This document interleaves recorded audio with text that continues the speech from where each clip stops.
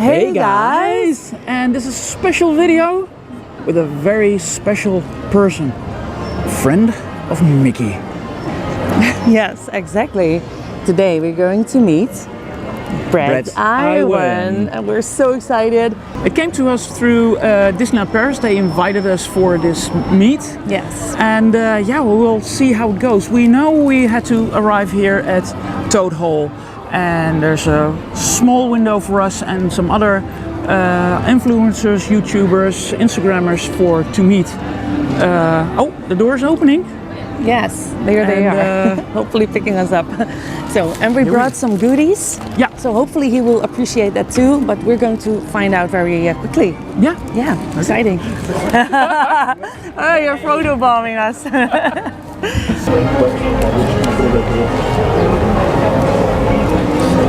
We just got a sneak peek already from Bret. He was walking here, but I saw that his husband is also here.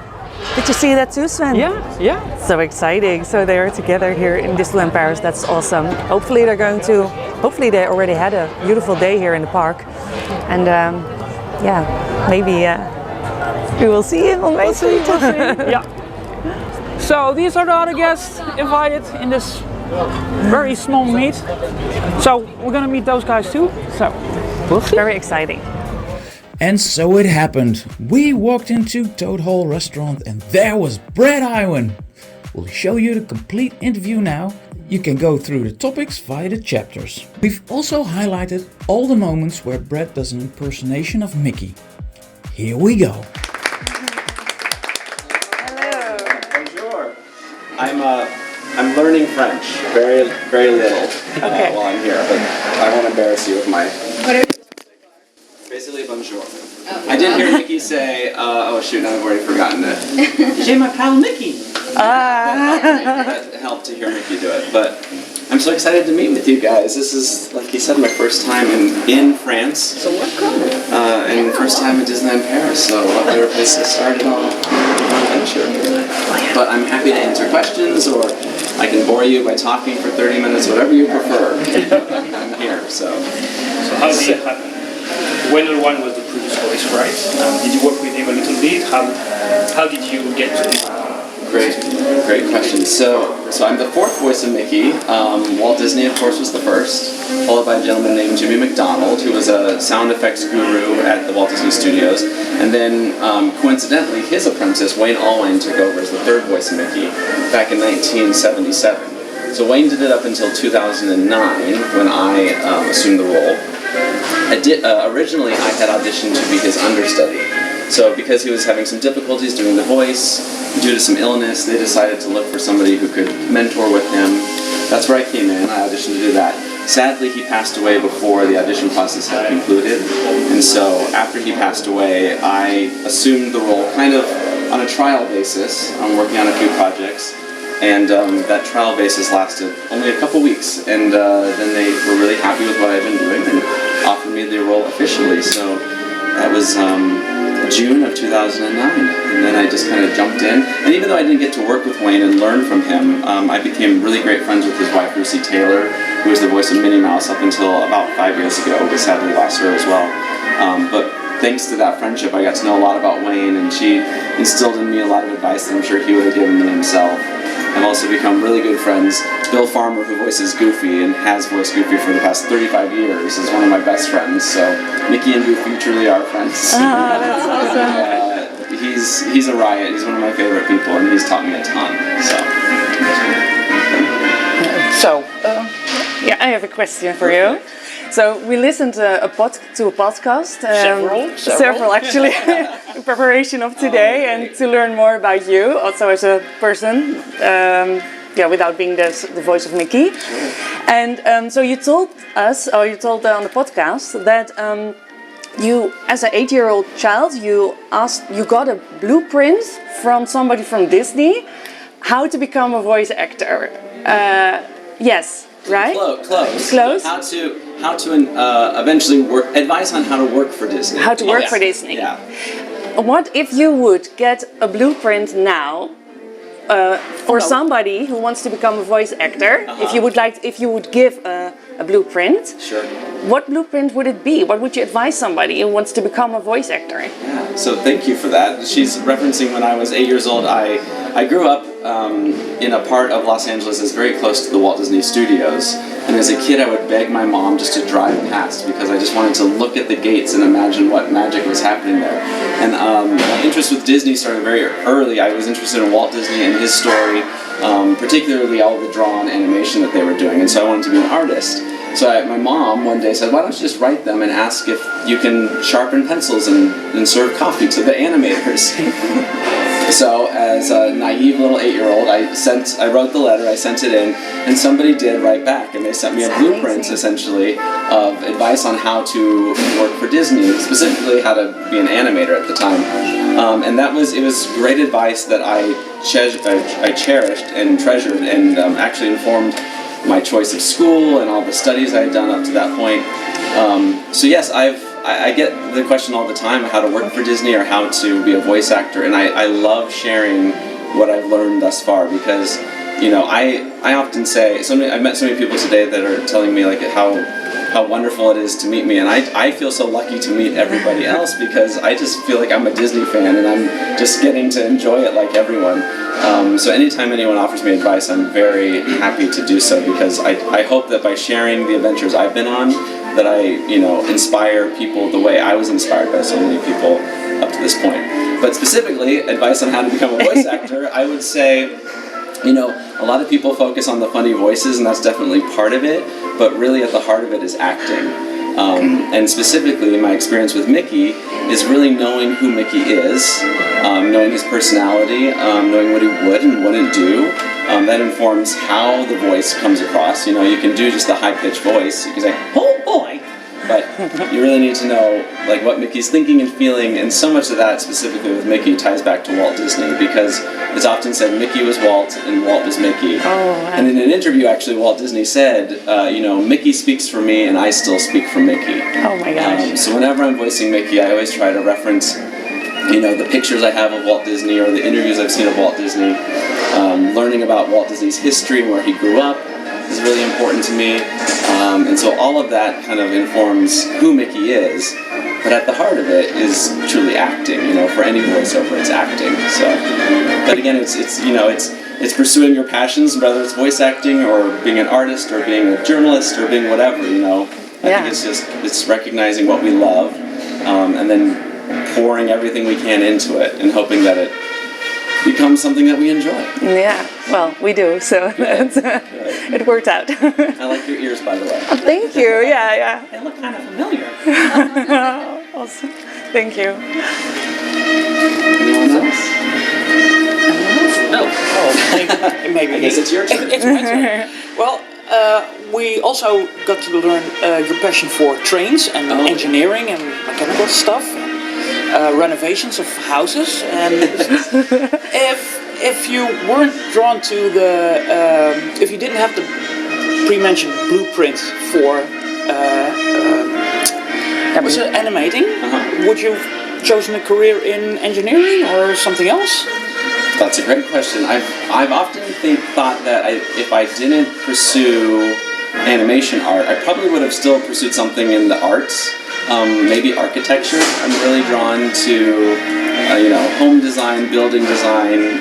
It's actually been one of my favorite things about experiencing Disneyland Paris today is looking around at how beautiful all the architecture is. I think Imagineering just poured everything they had learned previously at what to do and what not to do, and they decided to go all in on this part. And I think it's very evident. I was admiring door hinges yesterday as I left. I'm a nerd that likes all the details. I probably would have done something along the lines of architecture. I still dream about, working for Imagineering in a capacity where you just kind of paint the pictures and the concepts of what something could be. I really love doing that. And my husband and I actually do that all the time with our own projects. We draw pictures, we paint pictures of what it could be. Sometimes it's misleading because it doesn't always turn out the way we hope. I think it's part of the creative process. Absolutely. Great. Well, thank you. Thank you. So what was your first project doing Mickey Mouse when you started? When I started my very first project, let me think back, it was actually a very small cavalcade parade that went through Disney's Animal Kingdom in Florida. It was, the end of the day kind of parade that just came through, and Mickey said thanks to everyone for coming. So Wayne Allwine had recorded it. But what happened a lot in those early days is that the show needed to be updated just with the slightest additional lines or whatnot. But rather than have Wayne's recordings and then, put in mine the occasional words, they had me re-record the whole thing. So you asked earlier about learning from Wayne, and a way I did learn from Wayne is that I would have projects where I had to listen to him directly and mimic him, which was kind of like, it was almost as though he was there to say, this is how you do it, and so I would just kind of copy his performance and then let that inform the new lines as well. So I wanted to know, how did you start drawing? Did you do that at the same as voice acting? So the drawing truly started when I was a child. My dad introduced me to the original Mickey Mouse and Pluto and Donald Duck cartoons, and we would watch the videos and he would pause them, and then we would sit on the floor and draw the characters together. And I used to think he was amazing. I was like, how will I ever draw like that? Well, eventually I got better than him. But so drawing, I joke that I literally learned to draw by drawing Mickey Mouse. And so I chose to go to art school, and I got a degree in illustration. And my first job after school was with Hallmark Greeting Cards, which is based in Kansas City, Missouri, which if you know your Walt Disney history, he spent a lot of time in Kansas City, so it's very special for this Disney nerd to spend time in a place that Walt loved. Also, it was exciting to see the influences of that location. They call Kansas City the Paris of the Plains, and I never knew why. I thought that was an insult to Paris, actually. I was like, why would you refer to the city? Like, why would you compare it? But driving from the airport into Disneyland, I realized that the landscape is very much similar to Missouri and that central part of America, or the States. So I kind of see the correlation. Yeah, people forget that there's a lot of countryside. Yeah, it's beautiful. All around Paris. Yeah, we're very much in the middle of the countryside here. Definitely. Yeah. I loved it. I kept thinking, I was like, Walt would have loved this area. He would have been like so excited that a location that's kind of similar to. This one for sure. Oh, no doubt. So yeah, the art just kind of went on from there, and then once I started voicing Mickey, I let it be known that I was interested in doing art for Disney. And so I started with some small freelance projects, worked some projects for Imagineering, did a lot of stuff for D23, the Disney fan club, and some parks merchandise. And then, as you mentioned most recently, I was asked to do Mickey's 95th anniversary portrait, which is only the 8th portrait of Mickey Mouse done since the original was done for his 25th, and then there was a few done after that by Disney legend John Hench. And then two other artists, Paul Felix and most recently Mark Henn, Disney animator, did Mickey's 90th. So to follow in those footsteps is huge. To paint an official portrait of Mickey Mouse is mind-blowing still. Unlike a lot of voice actors, I am doing the same character all year long. Almost every single week I've got recording sessions, and it can go, there could be 2 to 3 sessions a week. Sometimes, like when I get back, I have 5 sessions lined up. So there's a lot of work because, as you mentioned, I'm doing all the theme parks. I've occasionally done work for Disneyland Paris, the Asia parks as well, and our domestic parks in the States. All the toys. There's a lot more toys than I ever imagined Mickey would talk on. I even did a slow cooker that, like a crock pot that talked like Mickey for some reason. I don't know why. We need that. Things like, ding, it's done. And then the TV shows, of course. Video games. I've done a lot of video games, including the Kingdom Hearts video game series, which is very popular. Illusion Island is a newer game. I just saw a commercial in the hotel when I was looking at it the other day. So yeah, it keeps me very busy, and I'm very fortunate in that way because I know a lot of colleagues who voice characters that maybe are on for a season on a show, and then that show's done, and so they go on and do other shows. So a lot of people ask me if I do other voices, and because I never planned on being a voice actor, I kind of stuck to Mickey early on, and I've stuck to Mickey now for 14 years, so which is wonderful because I get the best of both worlds. I get to voice Mickey and be a voice actor, but I get to maintain my artistic career at the same time. Where does it happen? In Burbank, in the studio? It happens in Burbank, yeah. Not at the Disney studio lot, weirdly enough. We work on smaller little studios that are surrounding the area, but yes, it's all in Burbank, and everything gets shipped out. occasionally, if I'm on the road, there might be a necessity to find a place to record. So I've recorded in Orlando a couple times, but for the most part, they prefer for me to be in Burbank. So they'll wait. Like this trip, I've been gone for 2 weeks, and I said I can record in Orlando last week, and they said we'll wait till you're home. So it just means I have more work when I get back. So I gotta make sure I sound good when I get off the plane. Mickey's in a middle range falsetto, and he gave an example. He goes, Mickey's right here. He's not up here. He's not down here. He's right in the middle. And so that's kind of the advice I've taken. When I've really kind of tried to base my technical side of Mickey's voice around what Wayne did so well, because Wayne had voiced Mickey longer than anybody else at that point, and he really voiced him during a period where he probably voiced Mickey on more projects than anyone else up to that point. And Wayne really brought him warmth. He had the opportunity to bring in a lot more acting than had been done before. So that's kind of what I reference. Each project demands something a little different. If you're working on Mickey Mouse Clubhouse, that audience, they're usually like 1 to 6-year-olds who are watching, so you talk at a slower pace. You make sure it's a little bit more intentional, and you try to really connect with that child and make them feel safe, and talk in a way that they're going to be drawn to. Some of the video games can be a little bit more adventurous, and there's a lot more shouting. And then occasionally, there are projects where I've made the conscious decision to kind of just get away from the more traditional Mickey and give it just a little bit more energy is what they're calling for. But it's difficult to walk the line, because you never want to, you need to create room and space for Mickey to kind of play each role differently, because at the heart of it, Mickey's an actor, just playing a different role every time. But you really want to make sure it's grounded in that tradition that we know and love, so that when you hear Mickey, you go, oh, that's Mickey. He's acting different in this video game, but that's Mickey. So that's kind of how I look at it. It's like a different hat on every time. And then unfortunately, sometimes your voice just sounds different, and you roll with it. Great question, though. Thank you. In The Wonderful World of Mickey, you did the voice. Actually, I did not work on The Wonderful World of Mickey. Oh, you did not? No. So No, that's okay. That's okay. It's a common question. No question. And I'm happy to address it. No, so the Wonderful World of Mickey was actually an initiative by the company to really take Mickey almost in like a multiverse direction, really create this space for him that hadn't been done before. It started very early on. I had only been voicing Mickey for a year or two at that point. So the decision was made to work with an actor named Christine Mentopoulos, who had done a project. He had done a Three Stooges movie. And so the idea was they wanted kind of that style of acting, that Three Stooges, I guess that would be like 30s, 40s type of humor. And so they went with him on that one. But no, please, that's a fine question. Because the question was there's a lot of memes that come out of this, series. I'm aware. So I was gonna ask you what you felt about that, but you didn't film.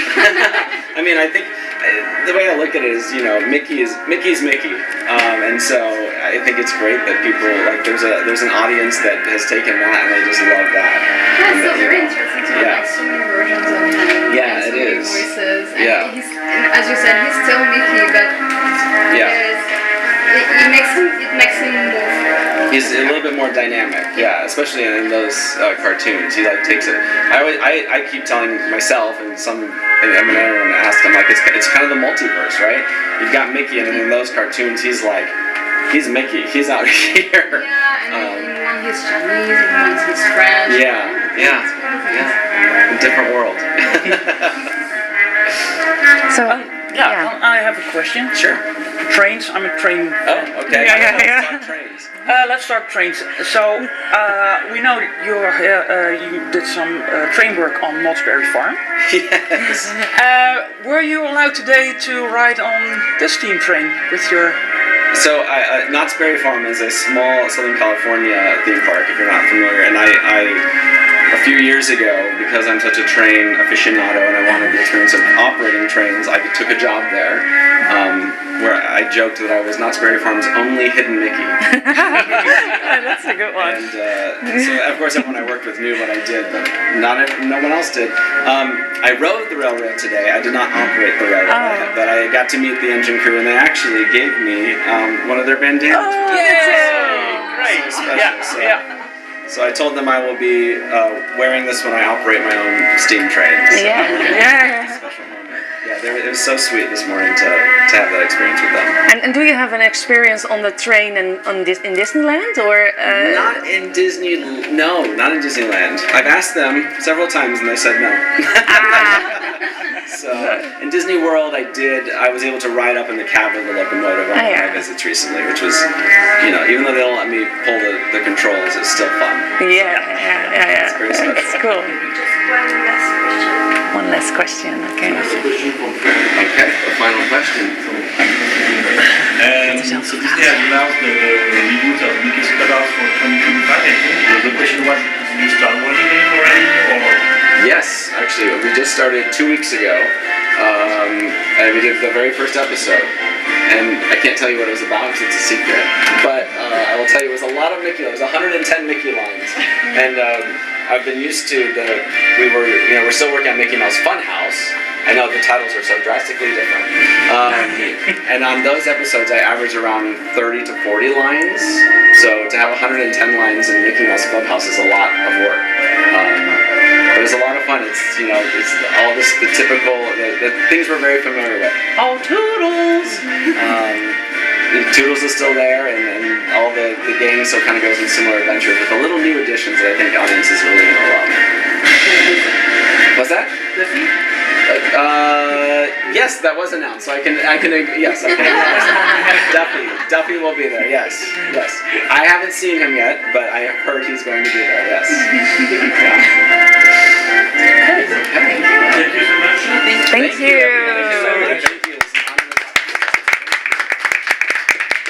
Enjoy your sweets and coffee. I'll see you for the photos.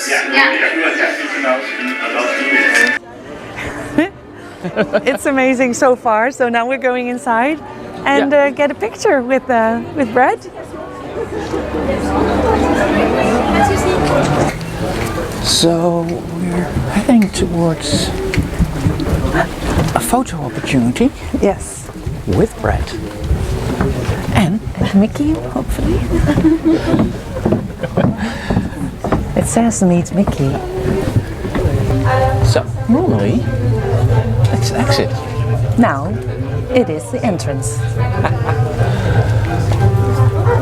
So how many battery does your phone has left? My battery is at 60%. 60 as in 60. Oh, so maybe we can give them your phone if we want to make pictures. Yeah. Yeah. It's 59 now. Oh, good. Yes. So, please. well, of course we are here for a picture. Sure. Yes. But we're also here for hopefully we have a gift we brought a gift for you. Hopefully you could share it maybe with Mickey. Okay. And we have something to sign if possible. Sure. Right now. Yes, Yeah. absolutely. Okay. Here we go. Are you ready? Okay. So. It's okay. So yeah, this is yeah, we thought you already probably have a lot of Mickey things at home. I do, yes. But we are from the Netherlands. Oh my gosh. And we made you a package with traditional Dutch Sinterklaas treats because it's the Sinterklaas season in our country. So special. Yeah, hopefully it will fit in your suitcase. I will make room for it. Okay, great. We'll make room, yeah. I might have you. to leave one of my Mickey t-shirts behind. Oh no. I'll pick it up later. This is so sweet. Thank you very much. Our pleasure. You. Enjoy. So wonderful. Well, here, let me put this aside so we can take our photo together. Yes. And this one. Yes. Yeah. Should I do that now? Yes, please. So. Anywhere in particular? Well, we thought maybe you can do something together. Or there are 3 parts, so be creative. This is what we like to do. So we are remodeling our home. Oh. So this will get special place in our home. It's weird. What an honor. Okay, Mickey. Okay. I believe in the 90s. It's in the south. It's near the German. And I'm a big Mickey fan ever since I was young. I think we are about the same age. And Okay. also around when I was 8, Yeah. my entire room was Mickey. Was but Mickey? Thank you, Mickey Mouse. Oh my goodness. Oh, it's beautiful. Meeting with Thank you. Thank you so much. Thank you so much. Thank you. Just met Bret and Mickey, and I was rambling. Beetje een stapje naar achter.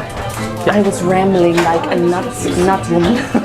And I kept it in my hand the whole time. I don't know what I was doing. Very, very exciting and very nervous as well, but it was totally worth it. So, let's see. Yeah, it says your pals, Bret and Mickey Mouse. Oh, wow. Perfect. Yeah. That's really cool. That's a memory. Huh? Absolutely, yeah. So, that was an amazing moment. As you can see, I've ditched Elise and replaced it for Mickey. No, but we have a wonderful meeting with Bret Iwan, the current voice of Mickey Mouse. A lovely person, great event. Perfect. This is the end of the video. Hope to see you next time. Maybe next time we'll see you next week. Bye! Hey guys, so you're still here? I was shopping for some Mickeys myself now that Sven apparently has found a great substitute for me. Well, yeah, it was a lovely day. We already did that outro, but so I was wondering why you're still here. Are you shopping for Mickeys as well? It's time to go home. Go, go!